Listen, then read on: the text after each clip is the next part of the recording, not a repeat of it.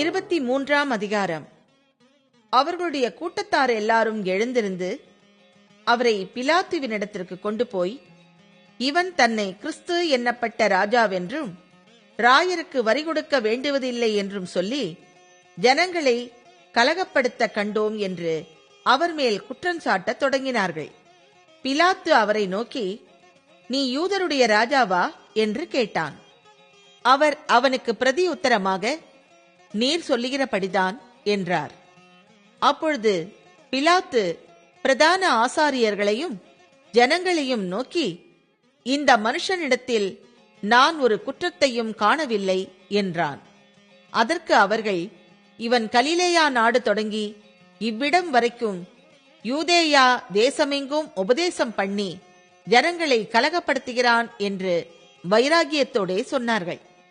கலிலேயா என்பதை பிலாத்து கேட்டபொழுது, இந்த மனுஷன் கலிலேயனா என்று விசாரித்து, அவர் ஏரோதின் அதிகாரத்துக்குள்ளானவர் என்று அறிந்து அந்நாட்களில் எருசலேமிலே வந்திருந்த ஏரோதுவினிடத்திற்கு அவரை அனுப்பினான். ஏரோது இயேசுவை குறித்து அநேக காரியங்களை கேள்விப்பட்டிருந்ததினாலும் அவரால் செய்யப்படும் அடையாளத்தை பார்க்க வேண்டும் என்று விரும்பி இருந்ததினாலும் அவரை காணும்படி வெகுநாளாய் ஆசை கொண்டிருந்தான். அந்தப்படி அவரை கண்டபோது மிகவும் சந்தோஷப்பட்டு அநேக காரியங்களை குறித்து அவரிடத்தில் வினவினான். அவர் மறுமொழியாக அவனுக்கு ஒன்றும் சொல்லவில்லை. பிரதான ஆசாரியரும் வேதபாரகரும் அவர் மேல் பிடிவாதமாய் குற்றஞ்சாட்டிக் கொண்டே நின்றார்கள். அப்பொழுது ஏரோது தன் போர் சேவகரோடு கூட அவரை நிந்தித்து பரியாசம் பண்ணி மினுக்கான வஸ்திரத்தை அவருக்கு உடுத்தி அவரை திரும்ப பிலாத்துவினிடத்திற்கு அனுப்பினான்.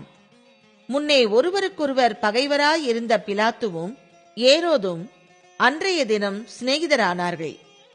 பிலாத்து பிரதான ஆசாரியர்களையும் அதிகாரிகளையும் ஜனங்களையும் கூடிவர செய்து அவர்களை நோக்கி, ஜனங்களை கலகத்துக்கு தூண்டிவிடுகிறவனாக இந்த மனுஷனை என்னிடத்தில் கொண்டு வந்தீர்கள். நான் உங்களுக்கு முன்பாக விசாரித்த போது இவன் மேல் நீங்கள் சாட்டுகிற குற்றங்களில் ஒன்றையும் நான் இவனிடத்தில் காணவில்லை. உங்களை ஏரோதினிடத்திற்கும் அனுப்பினேன். அவரும் இவனிடத்தில் குற்றம் காணவில்லை. மரணத்துக்கு ஏதுவாக இவன் ஒன்றும் செய்யவில்லையே. ஆனபடியால் இவனை தண்டித்து விடுதலையாக்குவேன் என்றார்.